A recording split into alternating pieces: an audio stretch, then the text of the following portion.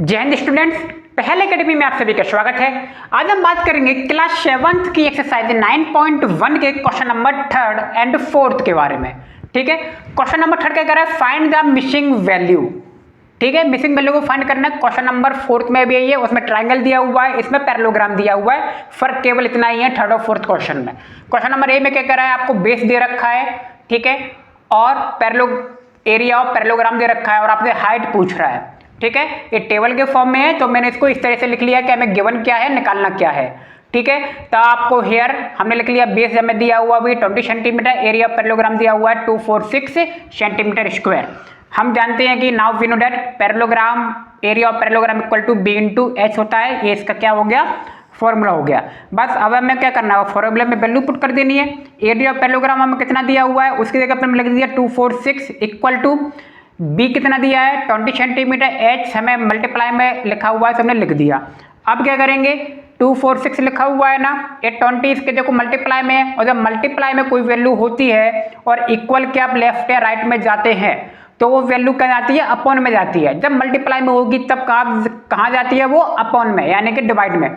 तो 246 के देखो डिवाइड में आ गया 20, क्लियर, इक्वल टू एच। तो एच इक्वल टू मैंने इससे 20 से काट दिया मैंने इसे, ठीक है, और आंसर आ गया हमारा 12.3 सेंटीमीटर। ठीक है, आप ध्यान रखना है सेंटीमीटर स्क्वायर नहीं होगा, क्योंकि हाइट निकाल रहे हैं तो हाइट सेंटीमीटर में होगी, लेकिन एरिया स्क्वायर में होगा। क्लियर, क्योंकि इससे ये कट गया। चलो third, height of parallelogram is 12.3 centimetre.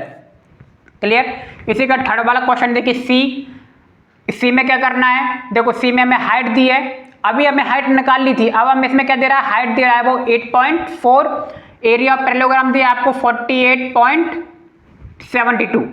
ठीक है, बेस हमें निकालना है, इसमें क्या निकालना है, बेस निकालना है, उसमें क्या निकालनी थी, हाइट निकालनी थी, बेस गिवन था।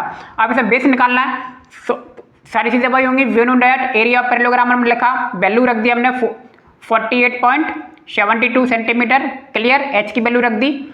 अब देखिए एच भी मल्टीप्लाई में है ना, तो ये भी क्या जाएगा, अपन में जाएगा एरिया के, तो एरिया के अपन में आ गया। ठीक है, और एरिया के अपन में आ गया, और हमारा आंसर है बी इक्वल टू 5.8 सेंटीमीटर। तो third base of parallelogram is 5.8 centimetre. ठीक है, अब देखिए इसको सॉल्व कैसे किया है, तो मैं नीचे दिखाया हुआ है 48.72 अपॉन 8.4 लिखा हुआ है। मैं इनके क्या करूँगा, जो डेसिमल लगे हुए हैं उनको मैं हटाऊंगा। तो अब देखिए इसमें 2 डेसिमल के बाद 2 डिजिट हैं, तो इसके 2 जीरो नीचे आएंगे, और यहाँ पे देखिए 8 के बाद 1 डिजिट है तो 1 जीरो ऊपर जाएगा, यानी कि ऊपर जाएगा 1 जीरो, नीचे आएंगे 2 जीरो। क्लियर, 1 जीरो से 1 जीरो कैंसिल हो गया। अब मैंने 12 से काट दूंगा, 12 से देखिए कट रहा है, 12 से 1 जा 84 होता है। ठीक है, और 1 जीरो लिखा था, जीरो आ गया। अब इसको भी काट देंगे तो ये आएगा 12 4 जा 48 हो गया, और 7 में जाएगा नहीं, जीरो लगाएंगे और ये आ गया 6। तो 406 अपॉन 70 से इसको क्या कर देंगे, डिवाइड करेंगे, तो आपका आंसर आएगा 5.8। अब डिवाइड करके आप लोग देख लेना। ठीक है, इस तरीके से ये सवाल बनेगा। बाकी इसके 2-3 सवाल भी हैं सेम इसी पैटर्न पे, इसके सवाल होंगे। तो बहुत ही सिंपल है, आपको बस फॉर्मूला पता होना चाहिए, गिवन क्या है, जो गिवन नहीं है तीसरी वैल्यू में उसकी निकाल लेंगे। ठीक है, ऐसे ही हम क्वेश्चन नंबर 4 में ट्रायंगल के बारे में देखते हैं।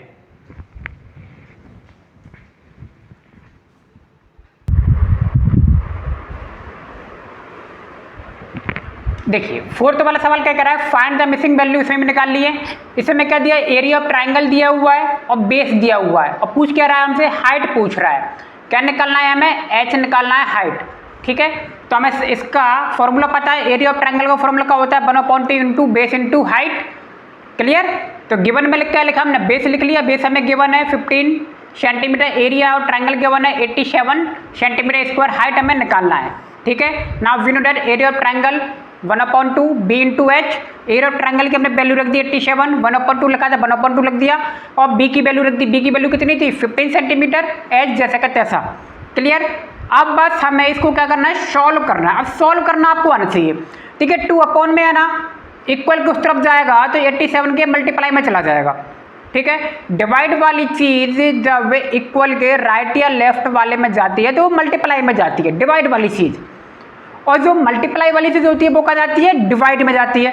अपोजिट होते हैं कि नहीं होते, तो देखिए 2 डिवाइड में है ना, इक्वल के इस तरफ आएगा तो ये 87 के क्या हो गया, मल्टीप्लाई में हो गया। ठीक है। और ऊपर क्या बचा 1 मल्टीप्लाई 15 मल्टीप्लाई एच बचा, क्लियर। अब देखिए 15 मल्टीप्लाई में तो ये कहाँ जाएगा, अपॉन में जाएगा किसके 87 मल्टीप्लाई 2 अपॉन 15, क्लियर। एच यहाँ था मैंने यहाँ लिख दिया, उससे कोई फर्क नहीं पड़ता है। तो 87 देखिए अपॉन 2, 15 अपॉन में आएगा कि नहीं आएगा, ये बात समझ में आ गई ना। और बस मैंने कुछ नहीं किया, इक्वल में एच जैसे यहाँ पे होता मैंने एच को यहाँ पे लिख दिया है, ठीक है। अब मैंने क्या किया, डिवाइड कर दिया। पहले मैंने इससे 3 से काट दिया, किससे काट दिया 3 से जब मैं इसको काटूंगा तो 5 आएगा, और इसको मैं काटूंगा तो आएगा आपका 29, ठीक है। तो 29 मल्टीप्लाई 2 अपॉन 5 हो गया, ये आएगा 58 अपॉन 5, और ये आपका आंसर आ गया 11.6। तो थस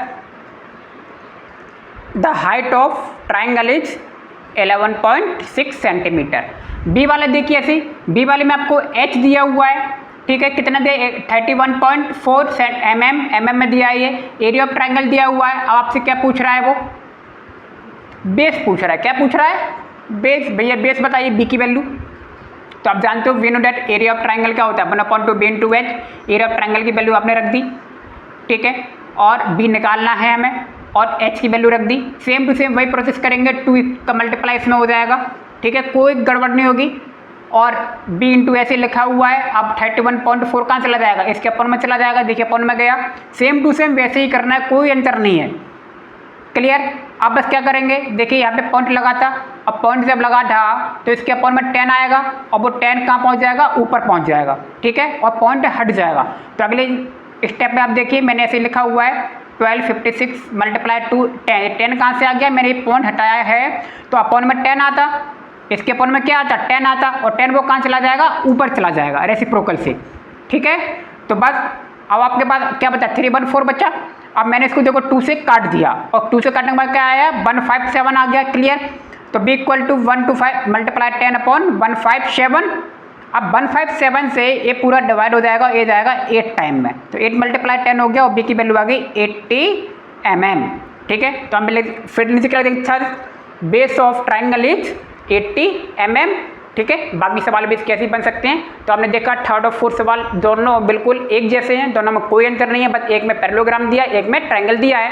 आपको फॉर्मूले पता होना चाहिए, ठीक है। तो उम्मीद है आपको सवाल वीडियो दोनों समझ में आ गए होंगे। तो मिलते हैं नेक्स्ट वीडियो में। आप सभी का बहुत बहुत धन्यवाद, थैंक यू।